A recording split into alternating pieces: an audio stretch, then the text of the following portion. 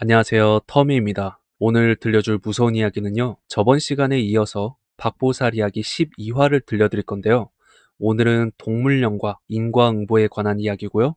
에피소드 형식이니까 부담 없이 들으시고 재밌으면 1화부터 다시 정주행해 주시면 감사하겠습니다. 그럼 오늘도 시청 전에 좋아요 부탁드리면서 박보살 이야기 12화 바로 시작하겠습니다.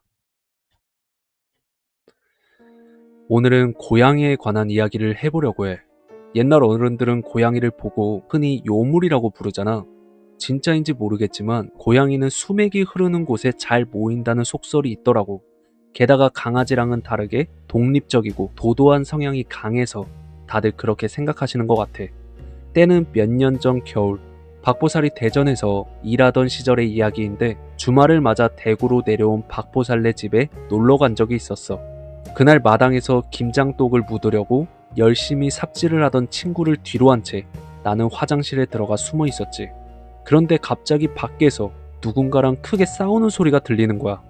나는 깜짝 놀라서 급하게 마당으로 나가봤더니 그곳에는 박보살이 쌀자루 같은 것을 손에 꽉 쥔 채 윗집 할머니랑 팽팽하게 대치하고 있었는데 그 할머니가 박보살한테 입에 담기 힘든 온갖 악담을 퍼붓고 있었어. 그런데 몸이 약하신 박보살네 어머님까지 들먹이면서 욕을 해대는데도 박보살은 입을 꾹 다문 채 묵묵히 자루의 매듭을 풀고 있더라고. 그리고 그 안을 들여다보니까 놀랍게도 살아있는 고양이 2마리가 들어있는 거야.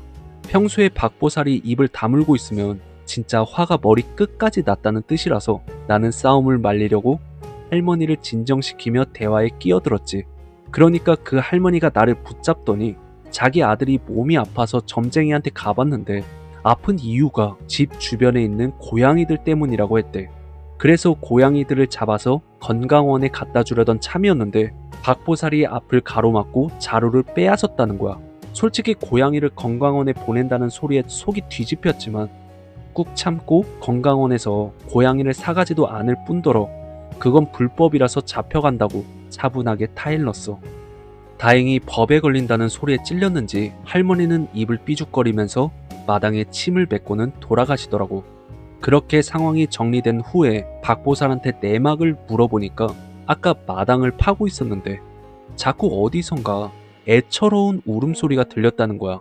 그리고 때마침 윗집 할머니가 수상한 자루를 들고 지나가는데 안에서 버둥거리고 있는 소리가 나길래 추궁했더니 건강원에 팔러 간다고 해서 실랑이가 벌어진 거였어.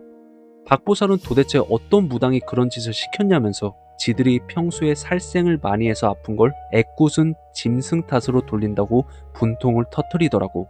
실제로 그 집 아들은 매일 낚시나 사냥을 다니면서 수많은 생명을 죽이고 다녔기 때문에 박보살 눈에는 억울한 동물령들이 잔뜩 얽혀 있는 게 훤히 보였던 거지. 결국 박보살은 남겨진 고양이들이 걱정돼서 다음날 본인이 키우겠다며 대전 집으로 전부 데리고 올라갔어. 그렇게 세월이 흘러 박보살은 대구로 다시 내려왔고 나 역시 공부방을 접고 쉬던 때라 둘이 매일부터 다니면서 놀았었지. 그러던 어느 날 박보살네 집에서 시간을 보내고 있었는데 대문 밖에서 조심스럽게 부르는 소리가 들리는 거야. 그래서 나가보니까 40대로 보이는 아주머니가 서 계셨는데 알고 보니 예전에 고양이를 팔려던 그 윗집 할머니의 딸이더라고. 사연을 들어보니까 한 달 전에 할머니가 또 길고양이를 잡으려다가 고양이가 심하게 핥혀서 돌계단에서 굴러 다리가 부러졌다고 해. 그래서 우린 그저 다친 일로 왜 찾아왔나 싶었는데 동네에서 신기 어린 일을 잘 해결해준다는 소문을 듣고 지푸라기라도 잡는 심정으로 왔다는 거야. 결국 오지랖 넓은 박보살은 거절하지 못하고 나를 대동한 채 그 할머니네 집으로 향했어. 그런데 방 안에 들어가자마자 뭔가 싸늘한 공기가 느껴졌고 누워 계신 할머니의 실루엣을 본 우리는 본능적으로 이상한 기운을 감지했지.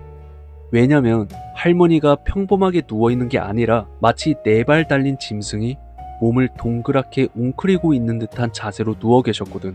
그리고 딸이 부축하면서 몸을 일으키려 하니까 할머니 입에서 날카로운 고양이 울음소리가 나오더라고. 나는 순간 치매나 노망이 온 건가 싶었는데 박보살은 한참 동안 그 모습을 물끄러미 보더니 고개를 저으면서 차갑게 뒤돌아섰어. 그리고 밖으로 따라 나온 딸한테 아드님의 살생이 너무 심해서 사달이 난 거니까 당장 멈추게 하라는 엄중한 경고만을 남겼지. 그렇게 집으로 돌아오는 길에 내가 너무 궁금해서 이유를 물어봤더니 박보살이 무거운 목소리로 할머니가 팔아넘긴 고양이 중에 임신한 어미가 있었을 거라는 거야. 그리고 할머니 등 뒤에 원한서린 임신한 암컷 고양이의 영혼이 겹쳐 보이는데 그 원한이 상상을 초월할 정도로 깊어서 누구도 끼어들 수 없는 영역이라고 하더라고. 그로부터 정확히 보름이 지난 뒤에 윗집 할머니가 세상을 떠났다는 소식이 들려왔어. 마지막 순간까지 자식들의 얼굴조차 알아보지 못하고 유언 한마디 남기지 못한 채 구슬프게 울어대다가 고양이의 모습 그대로 숨을 거두었다고 하더라고. 그리고 동네에서는 고양이를 잡아 나르더니 결국 똑같이 웅크려 죽었다는 그런 흉흉한 소문이 파다하게 퍼졌지.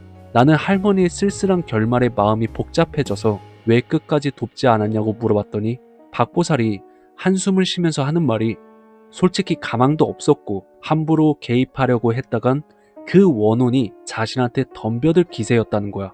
그리고 고양이는 단순한 짐승이 아니라 영물이라서 고양이의 영혼이 그 정도로 모질게 굴 때는 그만한 대가가 따르는 법이라고 하더라고. 그래도 그 비극을 겪은 덕분인지 할머니의 아들은 모든 살생을 끊고 낚시를 가더라도 물고기들을 전부 방생해 준다고 전해 들었어. 세상의 모든 생명은 소중한 법인데 나보다 약하다는 이유로 생명을 함부로 질밟는 자들은 결국 언젠가 똑같은 고통을 돌려받는 게 아닐까 싶어. 오늘 박보살 이야기 12화는 여기까지야.